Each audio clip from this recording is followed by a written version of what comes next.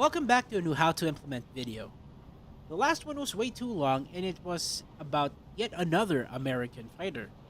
Now from the Navy, we're going to move to the Air Force and talk about the F-15 Eagle. We've already done the F-15E Strike Eagle, and that one deserves a rework due to the circumstances in which the video was made. But today, we're going to talk about the F-15A and F-15C and their counterparts in Japan and Israel. This is a slightly different format than my other how to implement videos. Instead of combining the Japanese and Israeli variants within the US, each nation will have a brief overview, specification, armament, and translation into the game. Effectively 3 how to implement videos in one about a single vehicle. I've included chapters so you can pan to the country of your choice and go from there. Without further ado, the F-15 Eagle. The F-15 Eagle's history traces back to the F-4 Phantom, a fighter also built by McDonnell Douglas. The F-4 service in Vietnam revealed the strengths and weaknesses of the F-4. The Phantom's early performance in Vietnam was dismal at best, with its primary technological advantage of missile combat often marred by failures in the radar and missile systems, or being forced into dogfights with lighter and more agile aircraft like the MiG-17 and the MiG-21.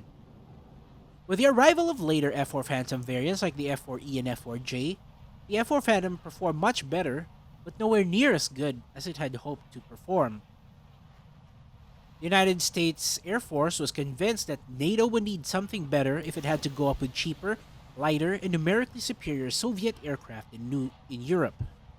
The impetus of this design would reveal itself in July of 1967 when the Soviet Air Force unveiled their newest aircraft type, the MiG-25 Foxbat, in the Domodedovo Air Show. The US Air Force submitted the FX program proposal soon afterwards and started soliciting bids for contract work pertaining to the improvement of the FX concept. By 1968, study work for the FX concept concluded with airframe issues being resolved, but disagreements in avionics remaining unresolved.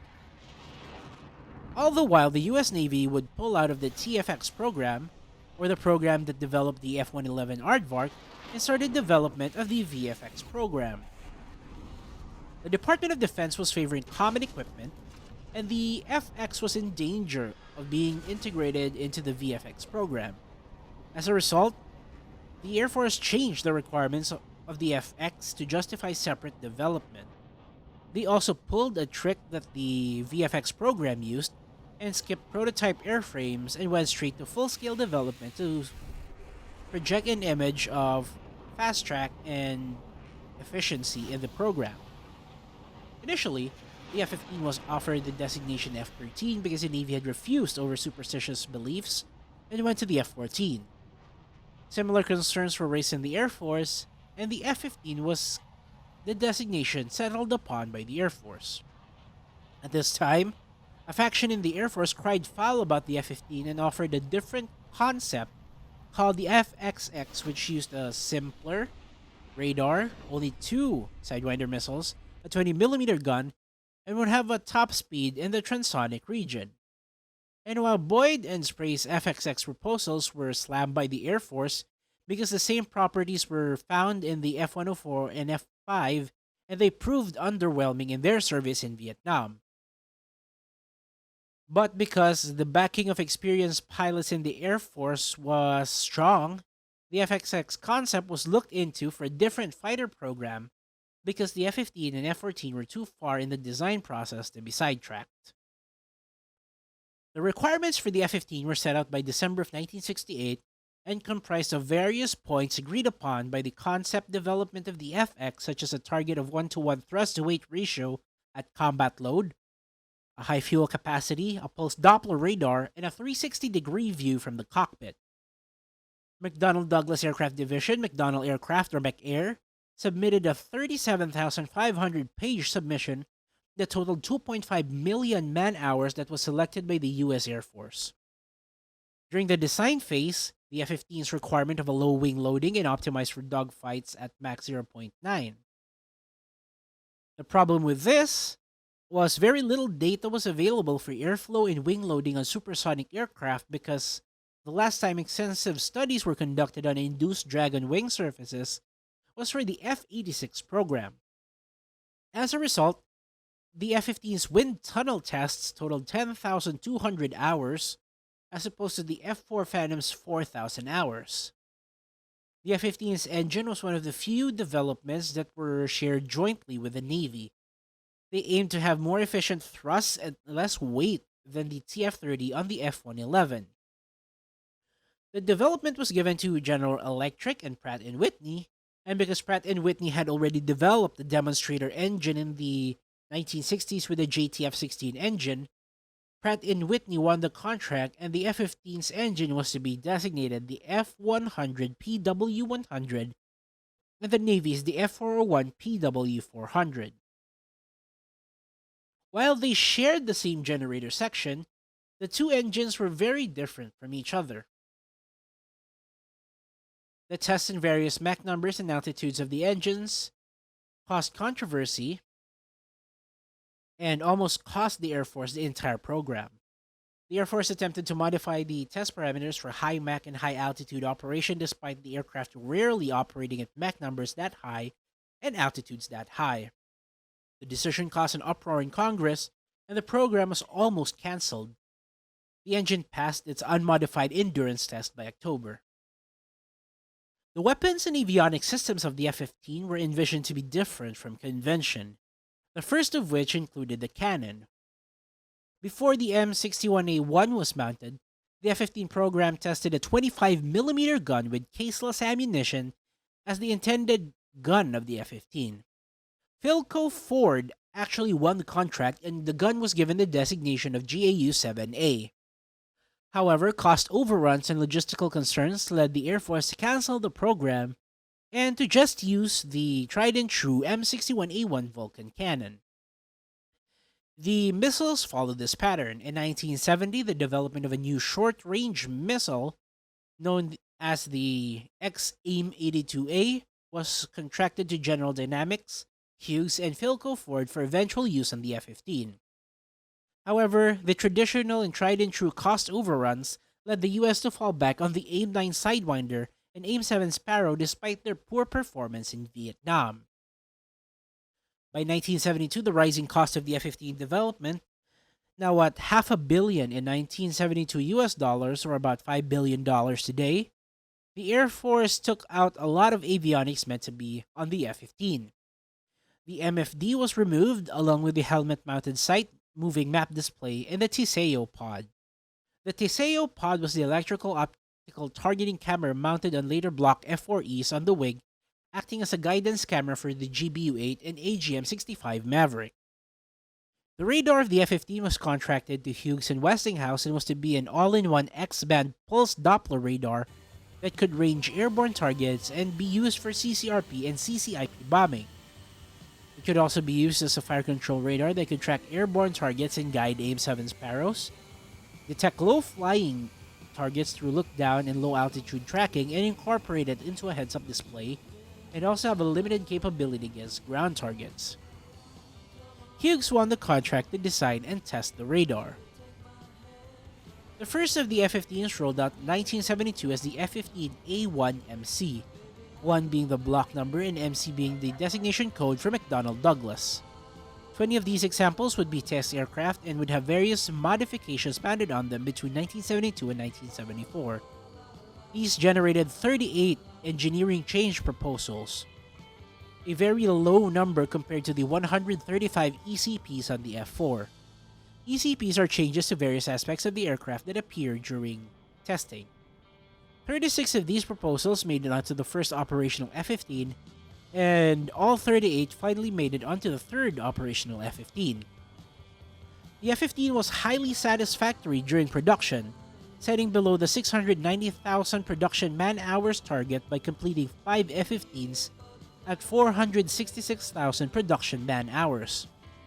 Another feat completed by McDonnell Douglas was beating the requirement set for the F-15 that required the engine to be changed in 30 minutes. The McDonnell Douglas team completed it in 18. One requirement that McDonnell Douglas struggled to achieve was the range. The F-15 in itself could not achieve the transatlantic range that the Air Force requested. However, in 1974, a concept by McDonnell Douglas of a removable conformal fuel tank, known as the Fuel and Sensor Tactical Pack or FAST Pack, was demonstrated to the Air Force and other potential customers. While FAST Pack cannot be jettisoned like regular drop tanks, the fuel contained within them can easily be dumped through the aircraft's fuel dump system. The FAST Pack had many configurations, including one with recon equipment, wild weasel system, strike equipment, and one with a rocket motor thrust augmenter. However, only the fuel-only configuration was ever built. Israel acquired FAST Packs for their F-15s. However, the US would only equip F-15s with FAST Packs by the F-15C and the F-15E. The F-15A achieved well beyond its target thrust-to-weight ratio, achieving somewhere around 1.425 to 1 with half fuel and full load of missiles. In 1985, an F-15A Block 7, build number 770084, undertook the first and last mission of a special role it was supposed to undertake. The F-15A from Vandenberg AFV zoomed climbed to 80,000 feet and launched an AGM-135A ASAT anti-satellite missile at Solwind P-78-1, a gamma-ray spectroscopy satellite.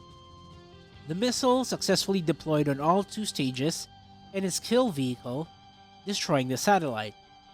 However, the planned anti-satellite role never bore fruit as the US was in violation of the 1967 Outer Space Treaty that prohibited military activity in outer space. In February of 1979, the first F-15C took flight with two-seater F-15Ds following 4 months later. The F-15C differed initially from the F-15A by having new radios, ECM units, strengthened airframe, and new ejector seats. Incremental upgrades would soon follow.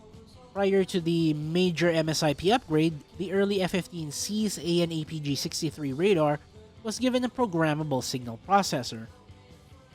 These upgrades to the radar were tested on a single F-15A Block 18, build number 770084, the one used in the ASAT testing. However, F-15Cs completed delivery without them. The F-15C, as stated before, could also carry the fuel-only FAST Packs.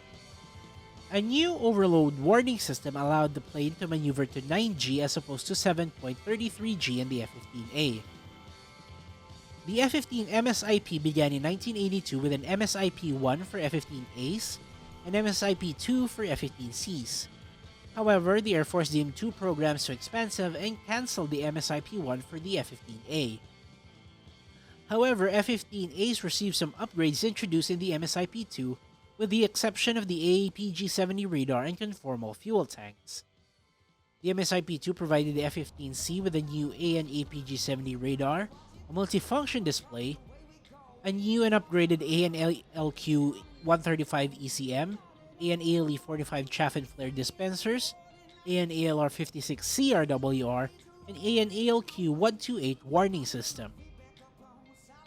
The AMRAAM was eventually integrated onto F-15Cs and F-15Ds. Another upgrade, though not part of the MSIP, was refitting the F-100 PW220E engines on the F-15A and F-15C. The F-15C served with distinction in the U.S. Air Force during the Gulf War, accounting for 34 of the 39 air victories by the United States Air Forces in Iraq. The F-15s also served in Operation Southern Watch, in the Balkans, and the Iraq War, and to this day. The AN/APG-70 was eventually replaced by the newer AN/APG-63 V1, and some 18 F-15Cs received the AESA variant, the AN/APG-63 V2. From all that I've talked about prior, we can assume that the F-15A and F-15C that the US will get in War Thunder would be the MSIP upgrades. The F-15A and F-15C would be fitted with the F-100 PW220E engine. We'd also have the ALE-45 chaff and flare dispensers, ALQ-135 RWR, and because it's a thing now, the F-15s will have a G limit of 9G. The only point of contention in the American F-15s would be the radar. While the F-15A using the AN/APG-63 throughout, the F-15 had 3 radars, F-15C, had 3 radars in its lifetime. The AN/APG-63 in early models, the improved AN/APG-70 in late production models, and the AN/APG-63V1 in late retrofits. 18 F-15Cs were also fitted with the AN/APG-63V2 AESA radar. As usual, the F-15A and C will have an RWR heads-up display and a multifunction display. The AN/APG-63 on the F-15A did not have trackwell scan. This would be a feature added to AN/APG-70 and AN/APG-63V1 upgrades on later F-15As and F-15Cs that allowed both of them to fire AMRAAMs. The base APG-63 could have medium PRF pulse Doppler search and track like the F-16A and War Thunder, but could also have high PRF head-on mode and velocity search like the F-14. The ALE-45 chaff and flare dispenser could slave itself to the AN/ALR-56 for automatic deployment. The ALE-45 system had a set of 4 dispensers that dispensed 120 MJU-7 flares or 48 MJU-10 large caliber flares. It could carry 240 RR-188 chaff cartridges, but for the sake of War Thunder gameplay, the total countermeasure should be just 120, 60 MJU-7s, and 60 RR-188s. The F-15A and C utilized the same gun, the 20mm M61 Vulcan gun with 940 rounds of ammunition. The gun is mounted on the starboard side of the aircraft above the air intakes to prevent gas ingestion. The F-15 M51 ammunition includes a practice round, armor-piercing incendiary round, high-explosive incendiary round, and tracer variants of the practice round and high-explosive incendiary. The practice round is often mounted as the 7th round in every belt. The F-15A and F-15C could fire the AMRAAM after the AN/APG-63V1 upgrade. They could utilize the AIM-120A and AIM-120C variants and could be fitted either on the fuselage stations for the AIM-7 or the wing pylons of the AIM-9. The F-15A and F-15C could carry a total of 8 missiles.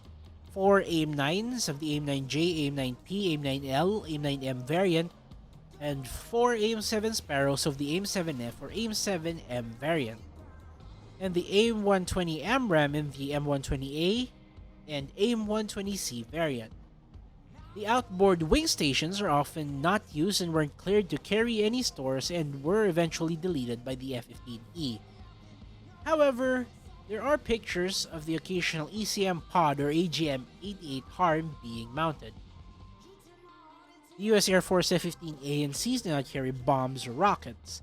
Even though the radar had air-to-ground modes and moves were made for the F-15A and C to have the Teseo pod, none of these were ultimately used on the F-15A and F-15C, and the Lantern system was used on the F-15E instead.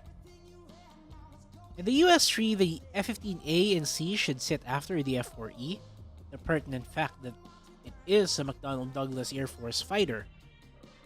I think the F-15A should be a post-MSIP-2M retrofit with the AN/APG-63V1 and have AMRAAMs, at least in the AIM-120A variant. This ensures that the United States won't get an F-15A lower than 12.7 at least.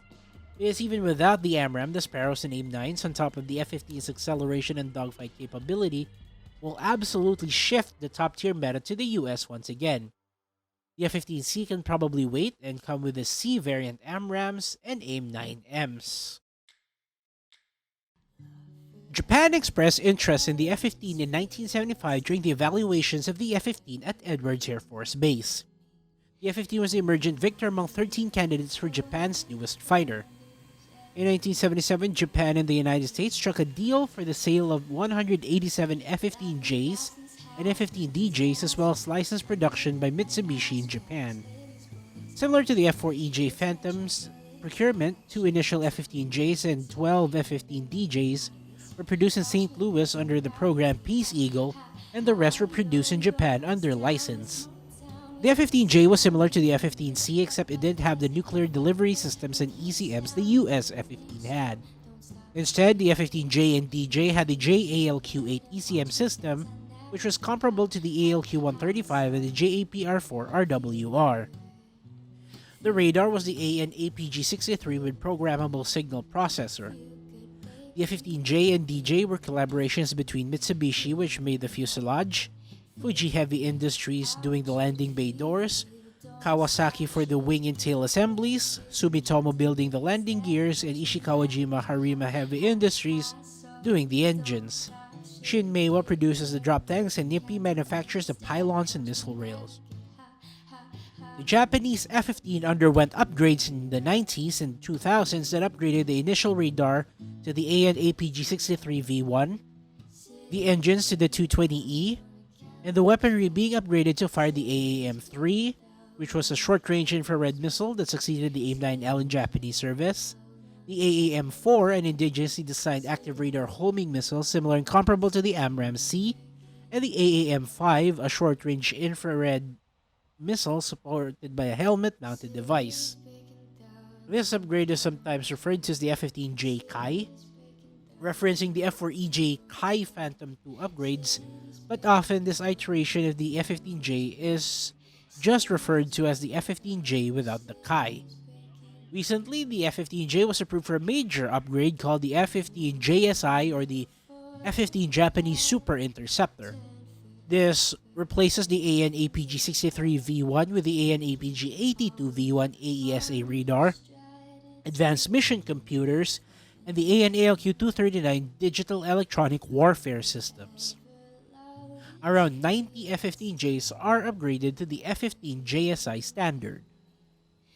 The F-15J in War Thunder can have three iterations: the F-15J with the base AN APG-63 radar, F-100 IHI-100 engines, JLQ-8 ECM, and JAPR-4 RWR, the F-15J MSIP with the AN APG-63 V1 radar, F-100 220 engines, and the same ECM and RWR, and the quote F-15J Kai, and I use the Kai here to differentiate from the F-15J MSIP late, because these upgrades are also part of the F-15J MSIP. The F-15J Kai used the 220E engines, a helmet-mounted device, and Link 16 data link. With this, you can infer that the F-15J, the base one, would have a reduced engine power, no trackball scan capability. The MSIP and the Kai fixes these issues and allows for more advanced weaponry. All F-15Js have the ALE-45 chaff and flare dispensers, heads-up displays, conformal fuel tanks, and drop tanks. The F-15J, MSIP, and Kai use the JM61A1 Vulcan gun. Like the F-15C, it uses the M51 ammunition that includes a practice round, armor-piercing incendiary round, high-explosive incendiary, and tracer variants of the practice and high-explosive incendiary. As practice, the practice round is often mounted as the 7th round in every belt. The armaments of the F-15J, MSIP, and Kai also differ from each other. The F-15J uses the AIM-7F and the AIM-7M Sparrows, with the AIM-9P and AIM-9L Sidewinders as its short-range infrared missile.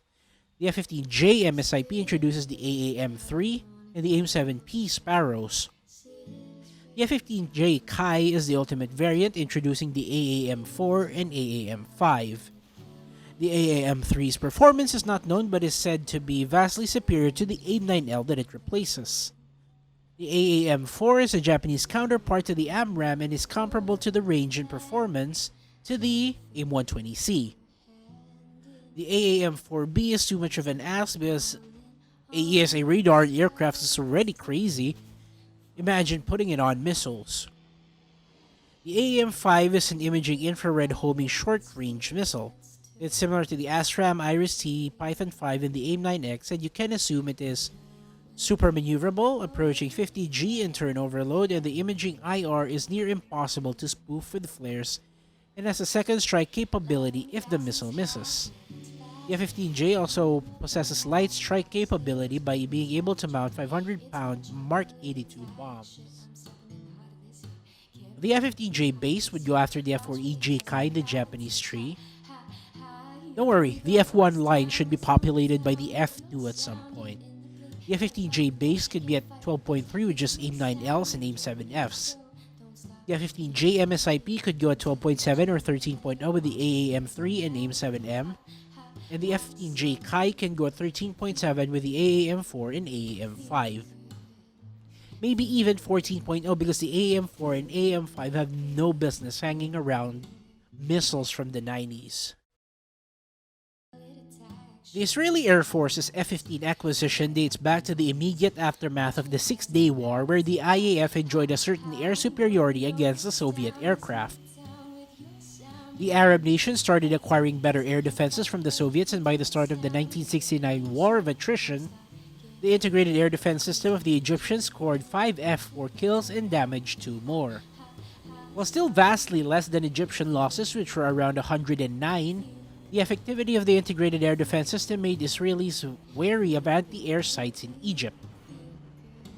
In 1971, Soviets used Egypt as a staging ground to launch the MiG-25R reconnaissance aircraft on missions over Israel.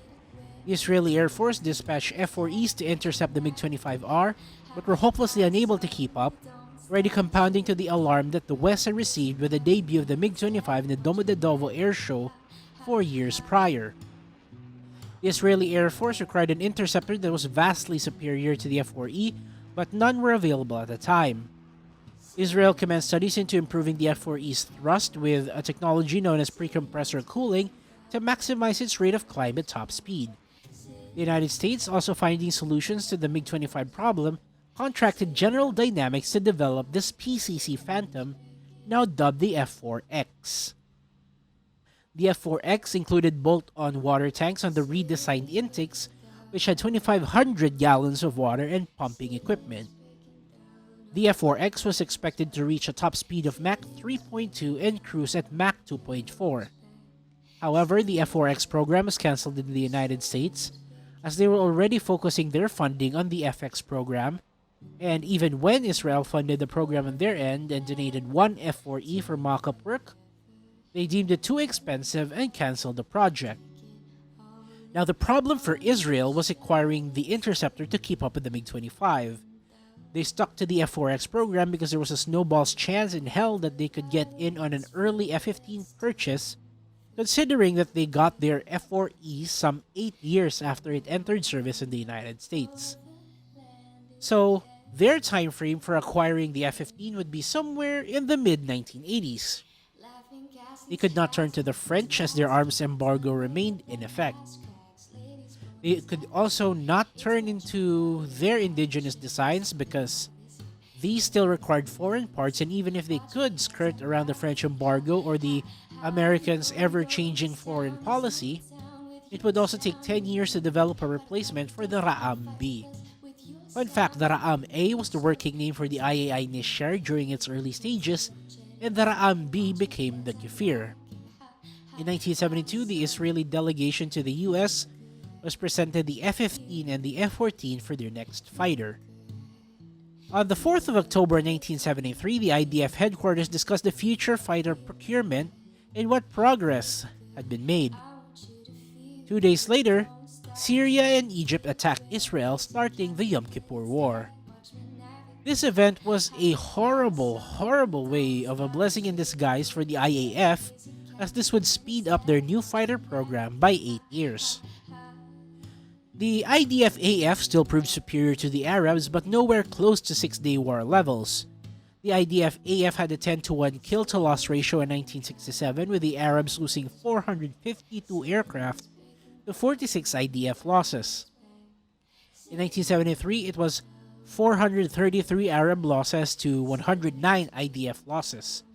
Because of this, as part of the Israelis' willingness to retreat from Damascus, the US guaranteed Israel a technological advantage in arms. The IAF formulated the requirements, and an Israeli delegation arrived in the United States to evaluate the F-14 and the F-15. The delegation consisted of F-4E, Mirage 3, and A-4 pilots, and the evaluations involved in the F-14 and F-15 performing dissimilar air combat training. Iran signed on the F-14 and became the first customer of the Teen series aircraft in 1974, as they were still a pro-Western ally of Israel, and similar threats with the MiG-25 were experienced with Iraq. Israel evaluated the F-14 first, and then the F-15.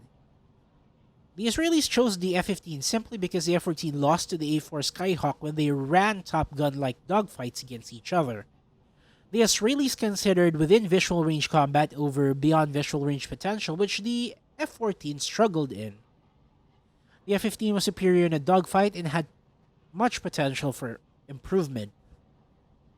The F-14 was also more expensive than the F-15, costing them around $825 million for 50 F-14s versus the $628 million for 50 F-15s.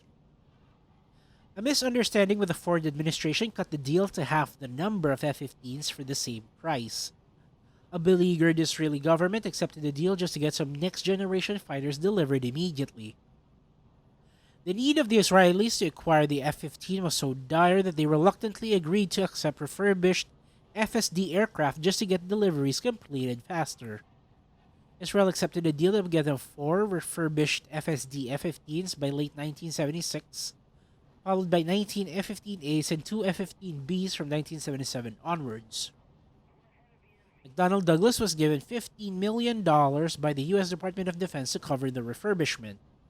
The Israeli F-15 program, dubbed Peace Fox, was well underway. So FSD aircraft are like the very first examples of the vehicle that aren't even considered production variants, because these FSD aircraft were used for testing and to find flaws, changes that needed to be done before the production began. The arrival of the first F-15 in Israel was very unfortunate. The first 4 F-15s that arrived were refurbished FSD aircraft, serial number 720116 to 0118 and 720120. They arrived on the 10th of December 1976, which, unfortunately, was the day of the Jewish Sabbath. Because Prime Minister Yitzhak Rabin stayed at the Tel Nof Air Force Base to welcome the F-15, it caused problems for the Israeli government. The accounts differ on what actually happened. One account says that Prime Minister Rabin was forced to resign, and the other account says that the National Religious Party withdrew their support for the Labour Party for not observing the Sabbath. Thus, the Labour Party lost the elections in 1977. The truth is a mix between the two, with Rabin dissolving the government and calling for new elections. However, due to circumstances outside the scope of this video, Rabin did not resign, but rather withdrew his party leadership and his candidacy as Prime Minister. So why am I talking about the political circumstances of the F-15? I did it just to make a stupid joke that the first ever F-15 kill was the Israeli Labour government. These F-15s were assigned to the first ever F-15 squadron in the Israeli Air Force, the 133 Squadron, known as the Knights of the Twin Tail or Knights of the Double Tail, whichever you prefer. It was at this point the F-15 was given the name Buzz or Buzzard. In 1978, the squadron was put to the test during the invasion of Lebanon, where they regularly flew combat air patrols to escort strike missions against the PLO. In response to this, the Syrian Arab Air Force also started flying sorties over Lebanon, but ignored the Israeli Air Force mostly until June 1979. The first clash between the Syrian Arab Air Force and the Israeli Air Force occurred, where Israel scored 4 kills in 60 seconds using every sort of weapon available to the Israeli F-15 at the time. The Python 3, the AIM-7F, AIM-9G, and the 20mm gun. In September 1979, this was compounded with 6 more kills, where one of the pilots, Relik Shafir, would be the only Israeli pilot to be credited a kill in both the F-15 and the F-16. In 1981, the Israelis had achieved the objective they had set out in acquiring the F-15s by shooting down a Syrian Arab Air Force MiG-25P, intercepting an RF-4E in a reconnaissance mission over the Sea of Galilee. In 1979, a second batch of F-15s arrived in Israel, 9 of which were F-15Cs and 6 were F-15Ds. From 1982 onwards, the Israeli F-15, both single-seat and two-seater variants, were modified to carry the GBU-15 precision-guided bombs.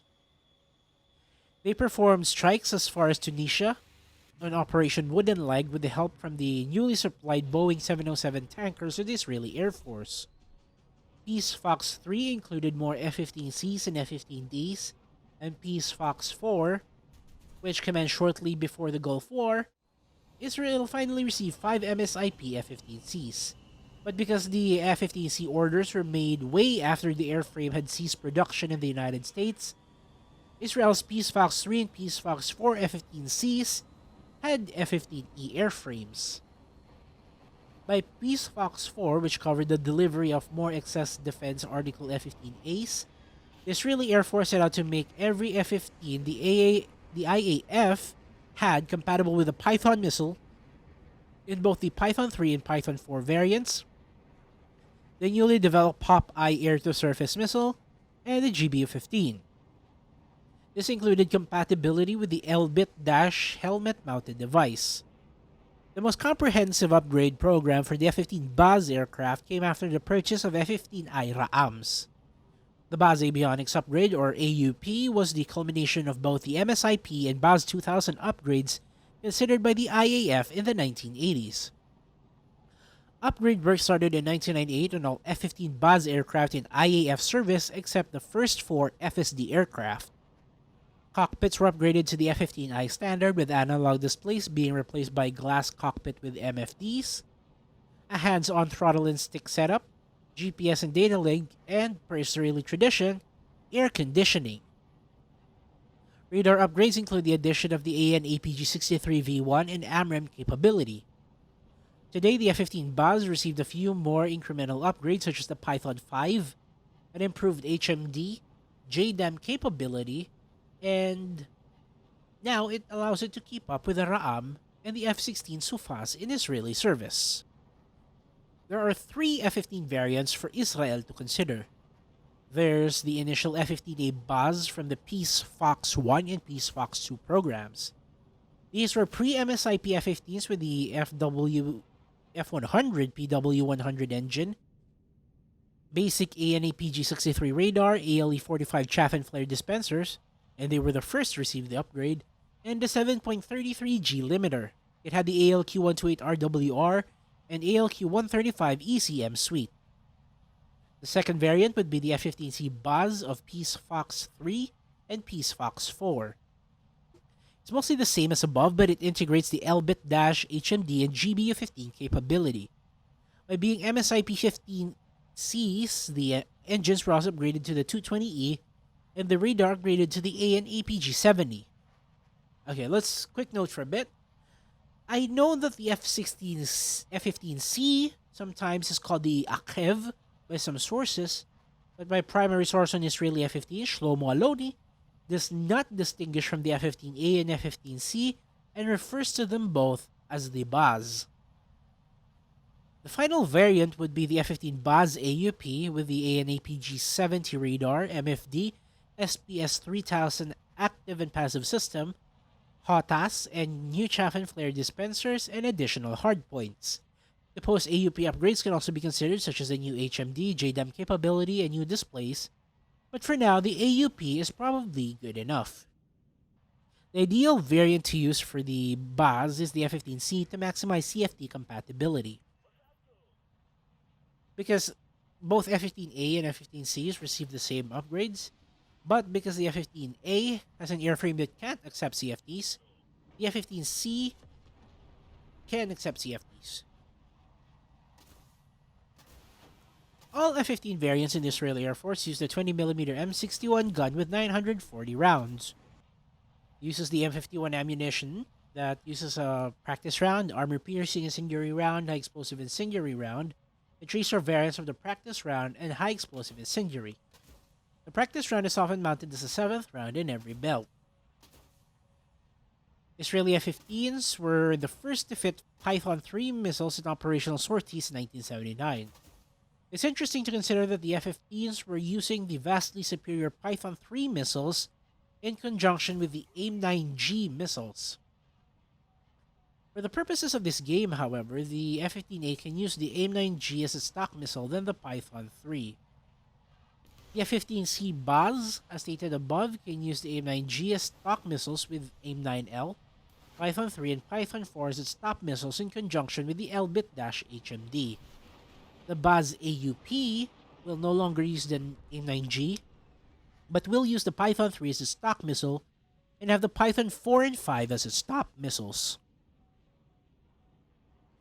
For radar missiles, the F-15A can get the AIM-7F, the F-15C, and the AIM-7F, and AIM-7M and AIM-7P.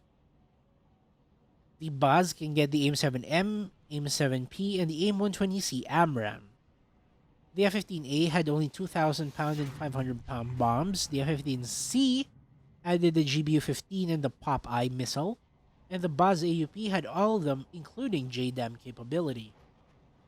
The Israeli F-15s, like in the US-3, should come after the F-4E. The first F-15 would likely be the F-15A Buzz with Python 3s and AIM-7F, so we could probably see it at 12.3 or 12.7. The F-15C would sit at 13.0 with the Python 4 and the AIM-7P, and the Buzz AUP would sit at 13.7 with the Python 5 and AIM-120Cs. There should be an F-15D somewhere in the Israeli tree because the F-15D were the first to use GBU-15s in Israeli service. But in my opinion, for the purposes of War Thunder, that would be being pedantic, and the F-15C could use the GBU-15s just fine. So in the end, the F-15D and F-15C in Israeli service didn't have any salient difference. If you watched all three nations and got this far, thank you. This started out as a quick video to clarify how the F-15 would look like in War Thunder, and turned out to be this lengthy discussion about the F-15's history from each nation. My source material is very lengthy and detailed about these things, and I'm quite glad that I had such a treasure trove of information to draw material from. I've listed the major bibliographical references I use in the description just below the timestamps. Again, if you stuck this far from the bottom of my heart, thank you. I enjoyed making this video over the course of a week, writing, recording, and editing. And now that I think this video is long enough, once again, I thank you, and this is the Dr. MD, and as usual, Godspeed.